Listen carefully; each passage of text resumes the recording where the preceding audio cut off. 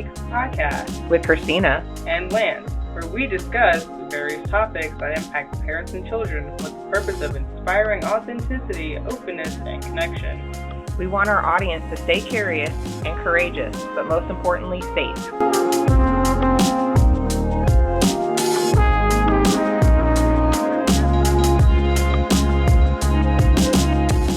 This is an I'm Motherfucking Awesome Yo production. Hi, this is episode 5. Why are you counting the episodes? Because we have had this conversation. It's a tradition now. Oh, for goodness sakes. For corn's sakes, Bobby. Episode 5 of the My Mom and Me podcast. I'm Lance. I'm Christina. And I'm not drinking booze. Yes. So, this episode we are covering one of my all-time favorite pastimes. It's called D&D, or Dungeons and Dragons, if you want to go the long route. Oh, yay. You agreed with this topic.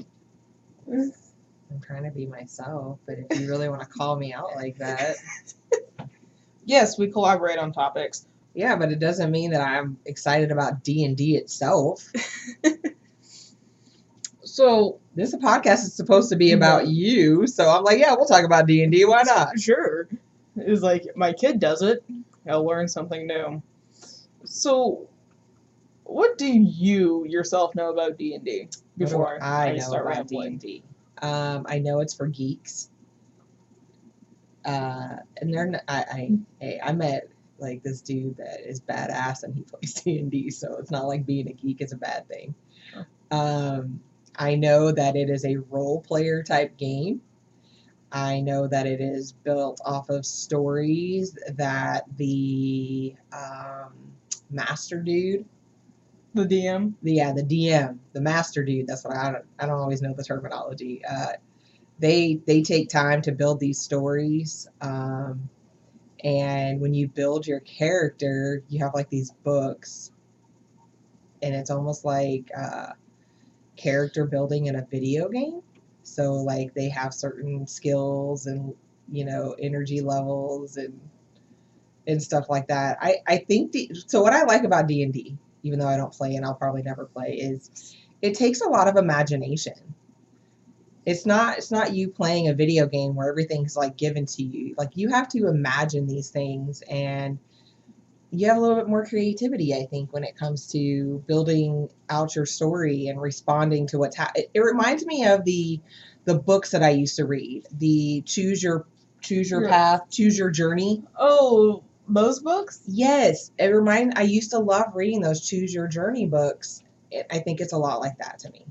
Yeah, like, I didn't understand how to read those books until like I hit middle school, because I read the entire thing front to back. So yeah, I gave you one from Kyra's birthday. Kyra had an 80s birthday, and I bought Garbage Pail Kids. Yeah. I bought the Choose Your Journey books. Like, you know, you're supposed to give, like when you have parties, you're supposed to do the goodie bags. Yeah. And I hate getting chintzy stuff.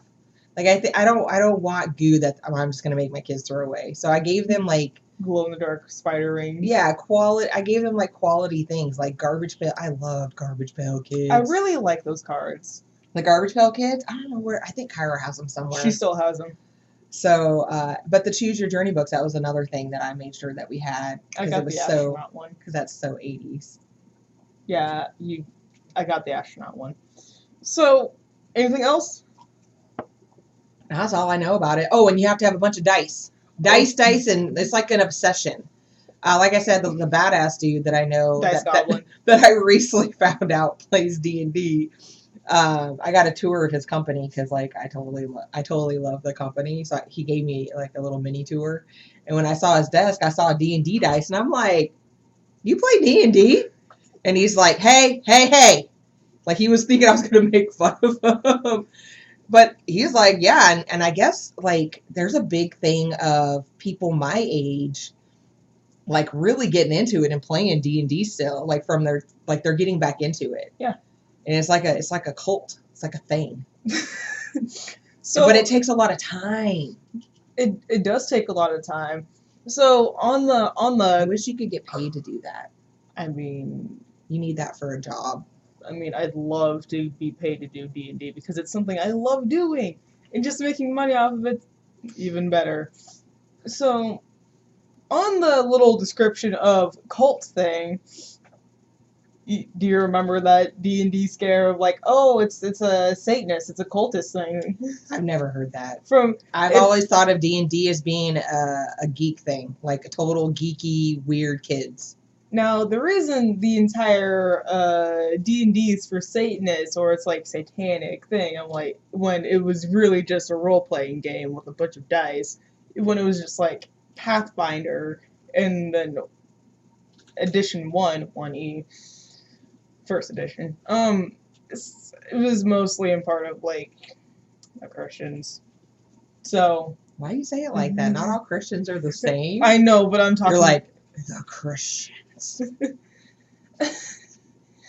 No, I'm just talking about the ones So- that made us stink for absolutely So no before reason. anybody gets up in arms, like, remember that teenagers are dramatic. We are. And there's a lot of like political stuff around religion. So when my daughter's like, the Christians, it's because I'm mostly talking about the ones that like to believe that the Bible is a fruit cup where you get to choose the little tidbits you get to eat. That's not what it is. right, yeah. right. But we are clarifying that this is not. It's a certain type of. It's a certain type of of Christians we're talking You about. know who you are. So yeah. You better put that picture in there. This one, no, with my face. So This is the only thing that sucks about this being a podcast because I make like the best faces ever. don't worry. If you follow motherfucking Awesome Yo on Instagram, you'll see the screenshots. So, since I've been doing this since junior year of high school, I was so excited. she was so happy. She's like, I'm like, hey, Mom, I'm in 2 clubs now. And she's like, 2 clubs? I'm like, yes. That is So- not how I responded. I mean, that's the vibe I caught. I was a little bit more excited than that. I'm like, really? You're in 2 clubs? What are they? Tell me about them. Do you need a ride? What do you need from me? Now, the best thing about being in Gotta these remember clubs, the year before you were like super isolated. It's And like- we had that incident. I was like, I fucking hate people. So, the thing is, So why did you With- get into D&D? well, I already had like an interest in it. How'd you know about it? Like, how did you first hear about it? I have friends. So you have other geeks, Yes. other weirdos. Yes. And they would just like, did you ask them about it? Like, what are you doing over there? Or did they just tell you? Well, one of my friends is a DM. So, Would that be Mark? no, Mark is a player. I like Mark. Savannah, one of my friends, she was also in my dance class at school. So DM and the person I always got partnered with, because size, So y'all talked about nerd shit. yes. Okay. She's like, hey, I'm in the D&D club. You want to come check it out? I'm like, sure. And so like I went to the club orientation thing where they went over the rules and stuff, the guidelines, and then you like reserve a DM. So your nerd friend that you danced with told you about D&D. Yeah. I mean, I was watching Critical Role before that. So, What the fuck is Critical Role? row or roll? roll. Is it like a YouTube thing? ROLE. It is a Twitch and YouTube thing. Oh, They not have- like dice roll, like person roll. Oh, okay. So, it's where a bunch of nerdy ass voice actors get together and play Dungeons and Dragons. Like they sit around a table and actually play it like y'all play it? Yeah. And is it what on YouTube? You can find it on Twitch, and you can find The both. fuck is Twitch? It is a streaming platform for mostly gamers, but some people stream art. What is it similar to so I can understand? I mean, you can find it on YouTube. So, So is it it's like a YouTube? yeah, they have their own channel. So And it's they like a YouTube. It's not like a Facebook or an IG or anything like that. Their members have Facebook and Instagram, so you can do But that. Twitch is more like a YouTube. Twitch is more like a YouTube. Okay. Like, yeah, I totally like mess you up.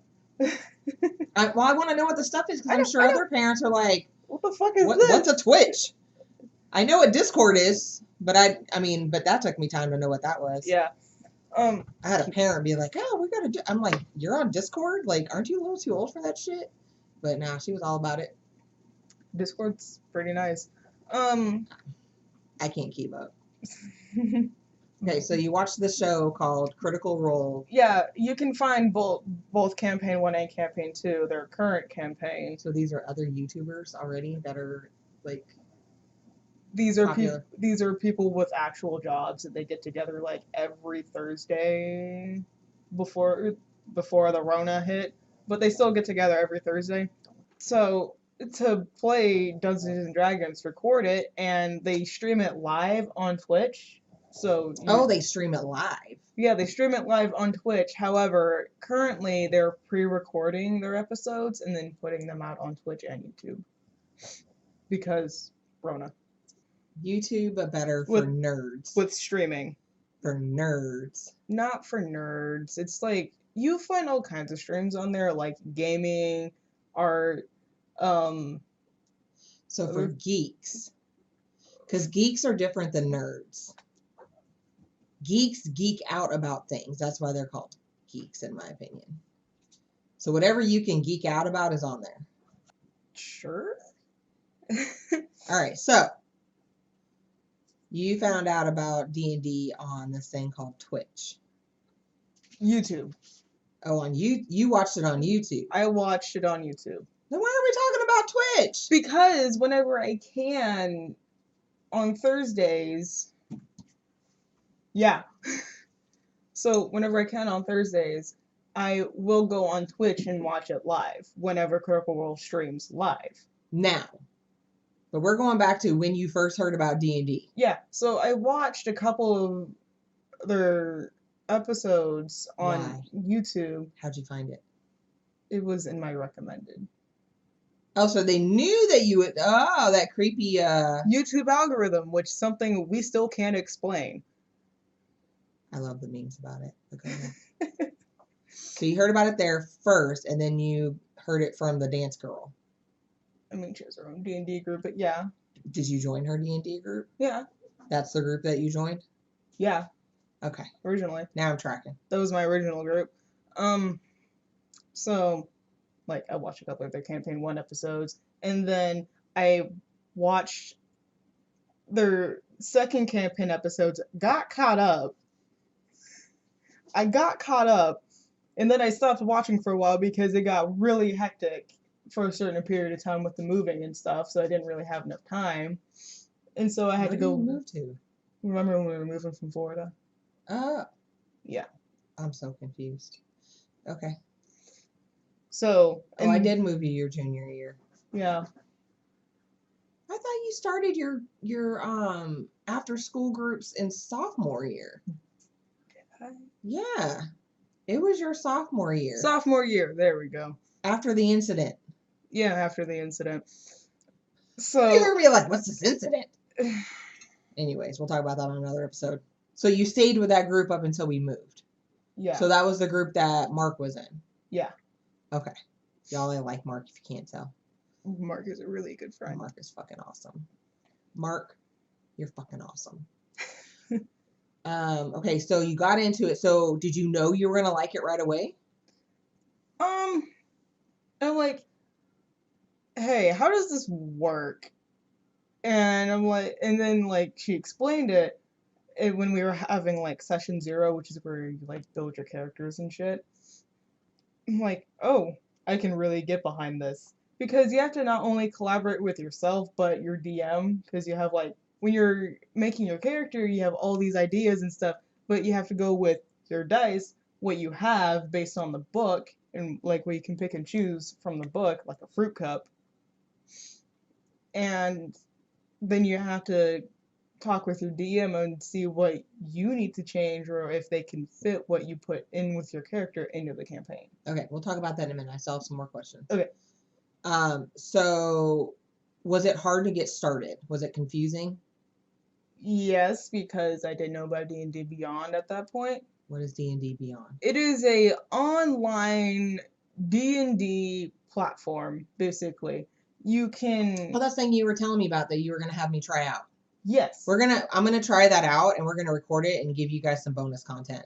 Yeah, so on D&D Beyond, you can have homebrew content, which is stuff that you make yourself that isn't part of the books, that are being periodically, like, created and given to the public. So how did this work before books came about? Like this had to have been like a pamphlets. A cultural phenomenon or something, like an underground culture. Pamphlets. So before they were essentially pamphlets. Oh, sort of. So I'm assuming in different regions because we didn't really like little like How long has D&D been around? Do you know? I think it's been around since like the 80s. Has it been the 80s or is it later? I don't know. I know it was. Sorry. I forgot. That was my get your ass to work alarm. So, back to what I was saying. I think it has been around, at least since the 80s. And in the 80s, it's not like we were able to share information widely like we are now. So I'm wondering if different, cities and stuff had their own like rules and things like that. And then it just expanded from there. Oh. Hello, you're on the podcast. Huh? What were we fucking talking about? You were wondering about if, since you couldn't really communicate as well as you could. And then, like you said, they turned it into like comics and shit like that, like comic stores. Yeah. Magazines.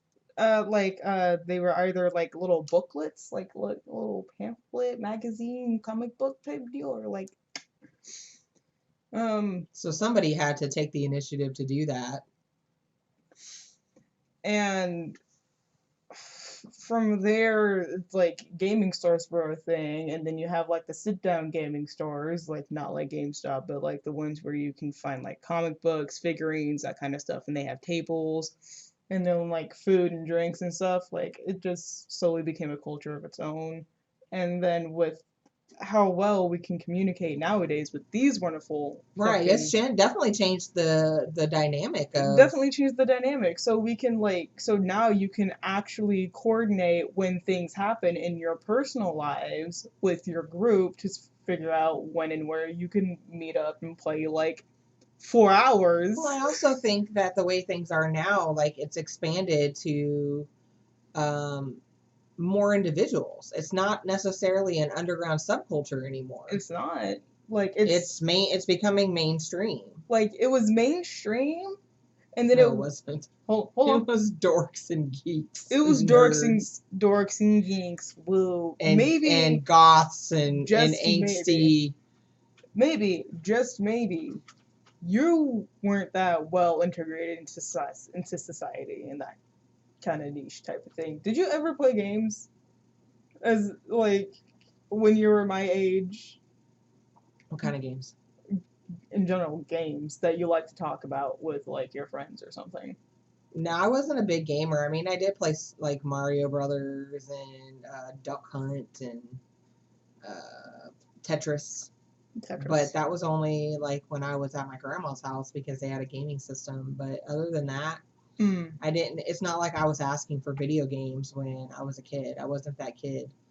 I was into makeup and arts and crafts and Barbies and baby dolls, and that was my jam. Okay.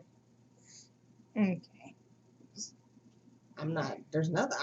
I think it's great. Like I've asked you about it before, so it's not like I think it's a bad thing. Yeah. I just know that. Here's how I feel about it. If you're a geek, own it. And if you own your story, then nobody else can hurt you with it. So if you're like, yeah, I'm a fucking nerd, whatever. I'm a nerd. Yeah, I'm just a cool nerd.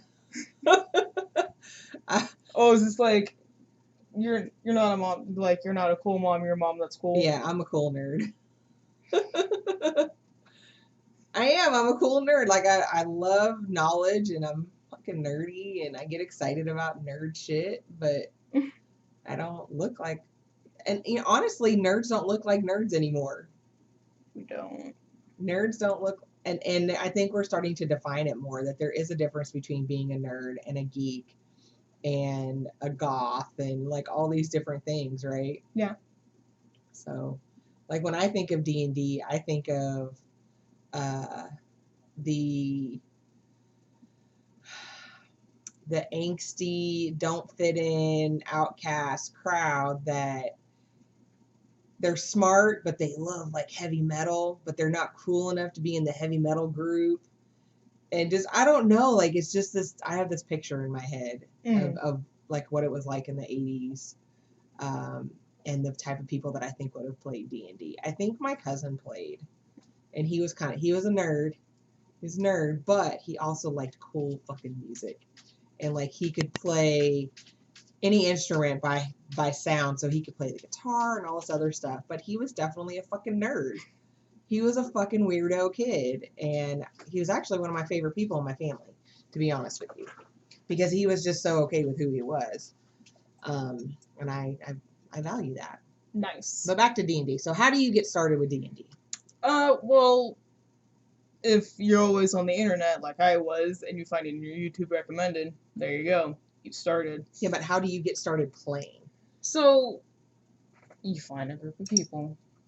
You find your friends. Okay. You find that niche of people. You're like, hey, tell me more about D&D. Who found your D&D group here? I want to say it's a joint effort, but you? I was gonna say I did. I found your D&D group here. Okay, clearly. Win for Mom. Okay, clearly you didn't hear the I want to say. So she found my second D&D group. I found my first D&D group. So you find a group. Then what do? You sit down. You're like, I don't need that much detail. Jackass.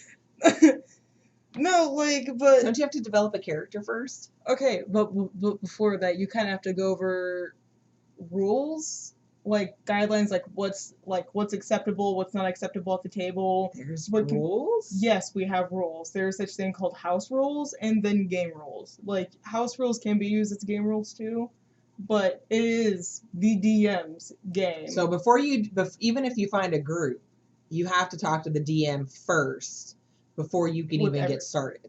Yes, you have to talk with everyone, find out what's acceptable, what's not acceptable, because it is the DM's game, their campaign. They made this. How do you keep track of all that? How do they keep track of all that? Notes.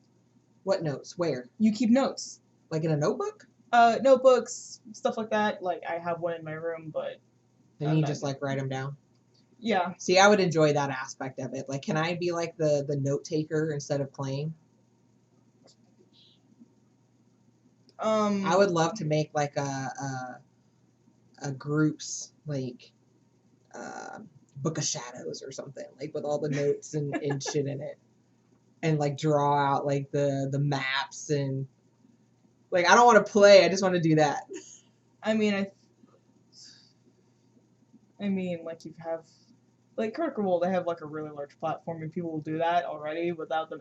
I'm talking about for your group. I know, but like You probably don't want me there. we all have we all take notes. No, but I'd like to make like a master, like cool, like it. So on Amazon, they actually have like empty Book of Shadows books. Mm-hmm. I would love to like make something like that for you guys, just because I'm weird. I mean, you can.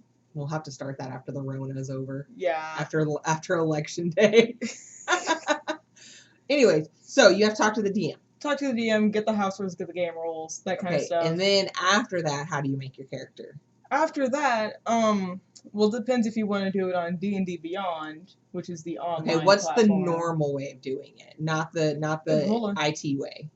I mean, both ways are normal. No, but what's the And then you have the original. Yeah, that's what I want to know. Way, which is with paper and dice and pencils. That's a lot of work. Yeah. So what is that? How do you do that? You get a character sheet. You look up a character sheet. You print it out. Like.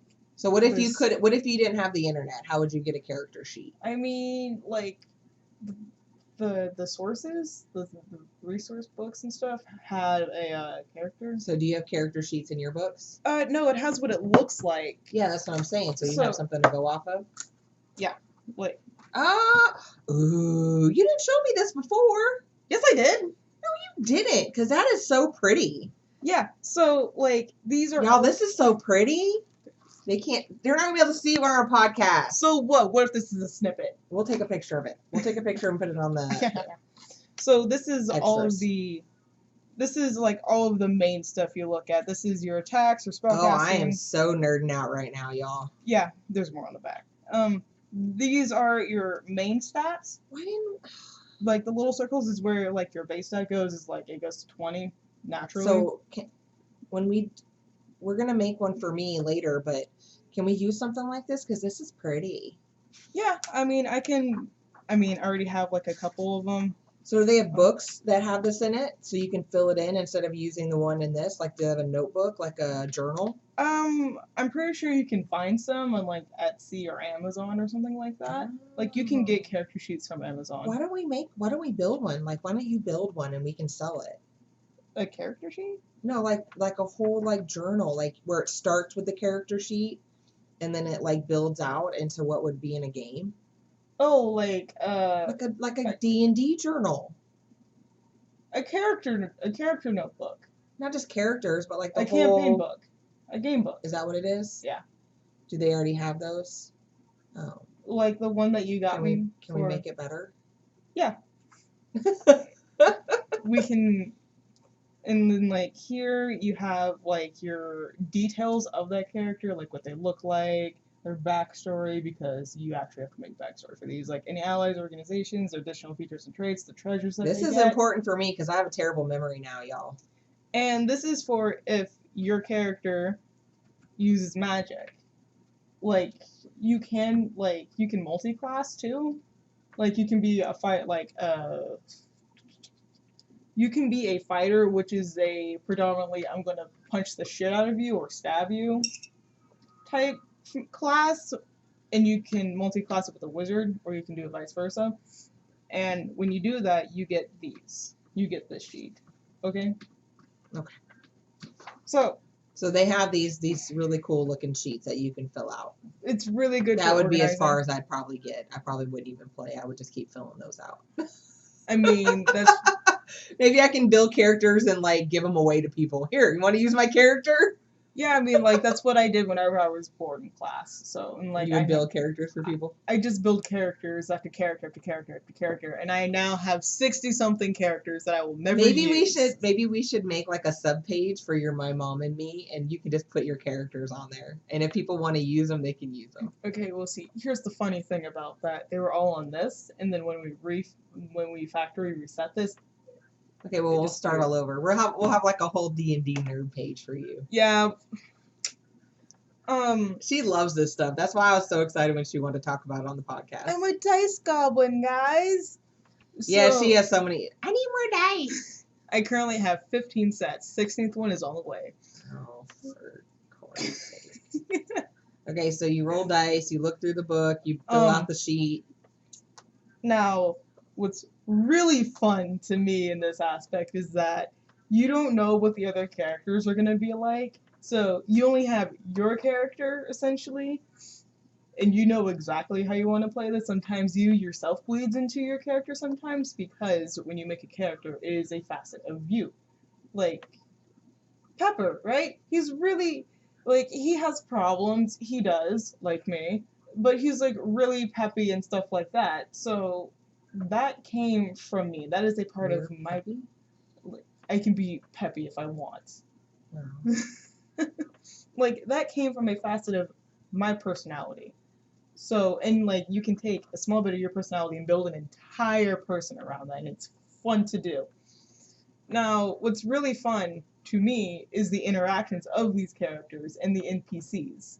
Do you What's know? an NPC? Non-playable character. It is the characters which the DM themselves creates, and the DM themselves plays as those characters.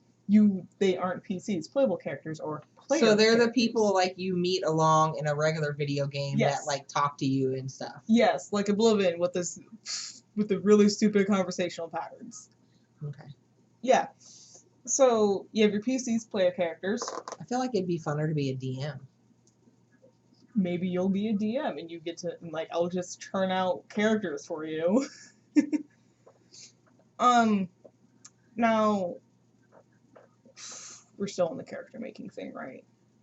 I don't know. I thought we were done with that. You said that we do dice thingy or the website and Oh, fill out the sheet. Dice are a big part of this game because you have a D20. I'm going to show you what all these dice look like at a later time. Or do you want me to show you right now? No. I can show you one set. No, just talk about it, and So- like I said, we'll do bonus content. You have a D20 that is predominantly all of your rolls, most of your rolls, like your saves, your regular checks. So D20 means that there's 20 sides There's to the 20 dice. sides to the dice. Now depending on your class, your hit dice, which determines your HP, can be a D12, a D6, or a D8, or a D10. Okay. So So you have to know what your class is and know what die Yes. goes with the class. it knows what die goes with the class. And Okay. then you have your damage dice, which can range from D4s. What is that based off of? Your class? Your weapons, Okay, it's based off your weapons. Okay, which so you get from your class. based off your weapon, so class, then weapons, and then that tells you what your die is. That tells you what your damage dice are because your weapons are all different. They have different types of And dice. this is just building your character. And this is just building your character. You have to make note of these. Okay. And then you have, if you're a cleric, which is the healer, you also have healing dice. Now, when it comes to dice, some people like to be very specific about what sets are used for what, because if you have multiple sets. Okay. Yeah, like, I have a... I am not going to use the green set for weapons, only for healing. Yeah, Like that? It'd be like that sometimes. It'd be like that. Is that how we're talking now? Are we going to yeet some shit too? I will. Are we like cool today? I mean, it's just my regular speech pattern. Come on. It'd be like that sometimes. It do. It's not how it's supposed to be. Shut up. Don't make fun. Why are you making fun of me right now? That's really fucking mean. I'm being mean. I thought we were okay with poking fun at each other. When did you get so sensitive? I'm fucking with you. So, like... Okay, so we've built our character with all these crazy dice and math is included. math, a book, Book. couple of books, a form. I Yep. love forms. Yes, Okay, you do. so we have a character. Yeah. Now, I noticed that you draw your characters. Do most people do that? Well, you see, it really depends on the person because you have to have a character description, like what they're wearing, what they look like what they actually look like, the hair, all that stuff. Now, based on that description, people in your D&D group might draw your character and then, like, give that to you, but most of the time, people do, like, sketches of their own characters. What if you can't draw? So, Like, I can't draw, so I'm not going to be able to draw my character. I mean, you can. It probably just looks like a kindergarten person. A It'll kindergarten be a drew stick it. figure. Yep. But that's why we write down what they look like, too. Like, Okay. so it's So, easy to... It's a like, lot of people draw their own out. If not, somebody will draw that out for them. Yes. Like, with my current group... Maybe you could do that. Maybe you could draw other people's characters for them. Maybe. Put that on Fiverr. I draw D&D characters. Just send me your character sheet. $5. Tell me what they look like. Any and all special features and traits. There's our commercial. This episode is brought to you by Lance, the D&D artist. Not really an artist, guys. It's just a hobby. But you're good at it. Decent. So yeah. Hey, for the parents listening, do you ever just want to flick your kid in the forehead when they sit there and talk bad about themselves, or you tell them how awesome they are, and they're like, "Nah, I'm alright." Just want to flick you right in your forehead. That's what we used. I Do remember back in like the late '80s, early '90s, that was the thing to do, is to flick people right in their forehead, just right in their noggin. Flick the palm, dude. No, I'm gonna I'm gonna flick you in your forehead. No! And that hurts. No, don't hit the Okay. forehead. So, we've built our character. We've drawn our character. Yes. Now we're gonna show up to the game. Yeah. Okay. So you come to the game with all this information, and then what happens? Like, I've never been to a game. What happens? This is a really common thing DMs do. They drop you in a tavern, basically. Oh, so the DM starts the story. Yes, the DM starts the story. They are the storyteller. They master the game. They tell you what you can and Is can't there like do. some ritual to get into the story? Like, do y'all show up and just like be bullshitting, and then all of a sudden the DM's like, "We are about to begin." No. So how do you know when it begins? So it's like it usually That's goes. what I would do. Usually goes something along the lines of.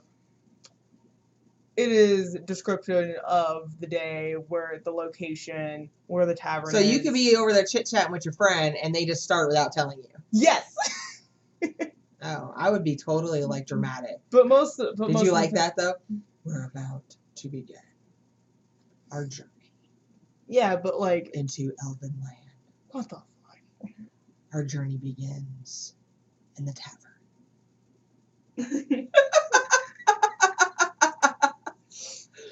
You would do some. You would definitely do some shit like that. I'd make a great DM. You would. Maybe you can do that. Just be a DM? Yeah, if I can get you some one shots. I don't know what a one-shot is. A really small campaign. Oh. I'd like to just record it, like, and make like a skit out of it. Like, I don't want to actually play. Like, can we do skits? That would be fun. Maybe? I don't know. We Maybe. could dress up and put like little elf ears and shit. Oh boy. But yeah. Mostly they drop you in a tavern, but like, Why?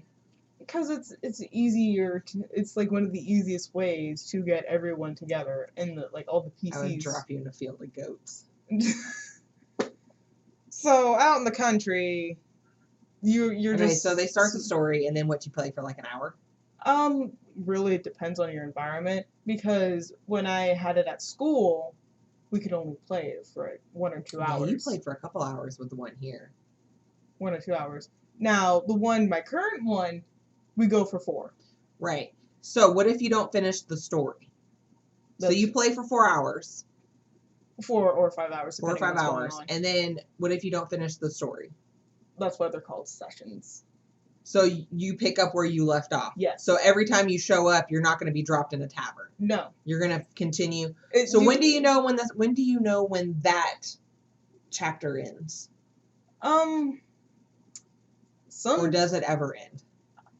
It ends when you complete the big goal and defeat the BBEG. What's the BBEG? Big Bad Evil Guy. Oh, so they have like an evil dude, like in Mario Brothers. They had the Bowser and shit. yeah, Bowser and stuff. Yeah. Yeah. Okay. So I got more questions. You got to answer my questions because I'm so curious. Yeah. So you can die in this game, right? Yes, your character can die. However, there are spells that can bring your character back from death. What if the spell can't bring you back? What do you do? Are you just out of the game? No. There's these things called backup characters. So do you start at the beginning, or do you just get inserted into the game? Your DM figures out a way to insert your backup So character. you just happen to show up at the tavern where everybody else is already at. No. This new person that we've Like- never met before has shown up in the field of goats. Like that? No, it really depends on the situation. Like, here's an example. So, Pepper's long lost brother came Oh. looking for him No. and found out that he was dead. nah. I mean, No? there are people like that, but no. I'm just trying to figure out how you get put in the game. So here's a really good example. Matthew Mercer, he's a really good DM. He's the DM for Critical Role. So when Taliesin Jaffe's original character, he's also like this is a whole slew of people in Critical Role. Original character Molly Mugg died in combat because he failed he took up to his Okay, so death is like a really tricky thing when you have to calculate Okay, it. that's fine. But You're like getting his too- character died. You get too much into it, you're gonna blow my head up. Good. So the character died. The character died. So what had happened was, they had to, like, the small people that weren't captured by their enemies at the time, they had to go somewhere else to get help in freeing the rest of the party. And Matthew Mercer used that as a way to introduce Taliesin's newer character, Caduceus Clay, and then they got rolling with that. So it's on the responsibility of the DM to figure out how to introduce their new character. To introduce new characters. Like with mine, since I came in later in my current group's campaign, my character was introduced in the woods in a cabin. Do the campaigns ever end? They do. So you'll get a new, like, you can start a whole new story. You can start a whole new campaign and get new characters, and when your characters die in that campaign... How long do campaigns usually last? Like, for Critical Role, I think it lasts, like, their first campaign lasted, like, 4 or 5 years. So are there campaigns that are only, like, one session long? Like, can you do short campaigns like that? One-shots. Is that what a one-shot is? Yeah, they're really short campaigns. You can usually get them done in, like, so, like, if I'm an adult and I can't commit to going to a game on a regular basis, I can go to something called a one-shot. You can get one-shots and stuff like that. Like, well, I could do that. Yeah, so, like, that's probably how DMs start out anyway. They do one-shots, and then they get into it. Now I want to play. Yeah, so... I have commitment issues. Commitment issues are a thing. Like, we have a dental appointment today, and I'm like, I don't want to go. I committed to it 2 weeks ago. Now I'm no longer committed. I mean, but then I have to get... I know, but I do have commitment issues right now. Yeah, that reminds me. I have to brush my teeth again. So... Wow, let's put that in the fucking podcast. I need to brush my teeth again. Golly. Okay, so... You can die. They can replace the character. What else about D&D could you tell me? Ooh, you can get emotionally attached to these characters. Yes, I've seen that with you and Pepper. Pepper's like her new imaginary friend. Yes, I put so much playing into that character. You would not believe. Not just that, you've given Pepper such a dynamic existence. Like, it's a person. Yeah, it is a small facet of me in that person, in which has new dynamics that are different from mine. Now, when it comes to characters, they are like hard set stone and like into a certain way, but throughout the campaign they progress and that's they what change. I'm saying. Like, Pepper is like, it's almost like an imaginary friend to you. It's almost like an imaginary friend, except it's not. I understand that. Yeah, so like you get emotionally attached to your character or other characters. Can you get addicted to D&D? I guess, but like to where like you forget about life and homework and stuff like that. Do parents need to be worried about that? No, not really, because you can only usually meet like once or twice a week. Okay. So, but what about all these online things that people can do? Like, people get addicted to gaming. Yeah, people do get addicted to gaming. It's just like everyone in your group has lives outside of D&D. So if a parent does not want to play D&D necessarily, how could they connect with their child over D&D? Like, how can they make that connection? Just ask questions, or ask questions like, hey, how was it today? And like, did anything interesting happen? Like, remember how I went to the car when you were picking me up, and it was like, oh my gosh, so this, and this happened? You ask questions concerning those things. And at least try to remember your characters' names. Yeah. And I think one time you're like, something about he got married to some, or it happened in a bar fight. Yeah, some bar fight, they got married. So I remember that. So then when you went to the next session, I'm like, oh, so what happened with blah, blah, blah, blah, blah? And you're like, oh my God. So one thing that we teach in resilience skills that I thought was so profound to me as a parent is we talk about, it's not about the topic when you talk to somebody, it's about caring about the person. So I may not care about D&D but I care about my kid, so I need to care about what my kid is talking about, if that makes sense. The example that I gave in the class that I used to teach was, I don't know shit about band. I don't want to know about band. I, like, seriously, and Kyrie used to talk to me about band all the time. Wait, and, didn't you play the flute though? Yeah, in like 6th grade. Okay. It didn't go beyond that. So I didn't care. And she would always talk to me about band. And I could have easily been like, whatever, I don't care about band. But I would ask these questions, and I would even tell her, like, I really don't know what you're talking about. So, like, can you explain it a little bit more? Because when she picked band over soccer, like, I was crushed. Because I know soccer. So when we would talk about soccer, like, I would get all into it. Like, I was excited to talk to her and soccer, right? Talk about soccer. But when it became to band, at first it was really hard for me because I was like, I fucking hate band. And, and I had to care about my kid. So that kind of rolled over to when you started doing D&D. I cared more about your GSA stuff because that really fit what I care about. But then when you started talking about D&D, I was like, what the fuck is this D&D shit? Like, what is this? I'm like, fucking nerd. I get the nerdiness from you, first of all. I know. But you're like that weird nerd. I am a weird nerd. I'm a cool nerd. Cool nerd. So I had to stop being selfish and really consider, how this impacts you, and I love you and you're excited about it, so I needed to be excited about it. I will probably never be a D&D player. I may play like every once in a while, like those one-shot things if I get bored, but I think because it matters to you, it should matter to me. And I hate shitting on myself, but I really think that's an important should. Does that make sense? Yeah. Have I gotten better over the years at getting more involved in what you're doing? Yeah. So we talked about D&D, a lot of chaos with that because I don't know what the fuck is going on, and we had a lot of interruptions, but that's okay because this is life in the coronavirus times. Everybody's at home together. Yep. But I'm glad that we talked about something like this because the last few episodes it's been mostly me talking. Yeah. And it was mostly my perspectives on things, which I didn't like that because this is supposed to be about us and mostly about you. So I was like, all right, let's talk about some freaking D&D. Whatever. It's a really fun game. I think it is. I think that if kids are interested, I think parents should encourage it.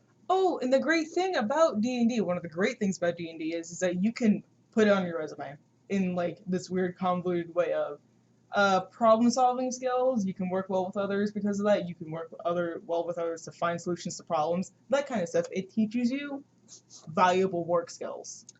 You just really hit my nerd button. You're welcome. I never even considered that, and now I'm going to consider that. I am. I'm going to consider helping people and be like, hey, are you a D&D nerd?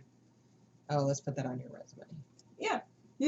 And so, like, this D&D has actually helped me socially because, remember, I was a fucking, how do snail, turtle thing? You're a recluse. A recluse, there we go. So... She didn't even hang out with me. I didn't hang out with anyone. anyone. And I'm cool.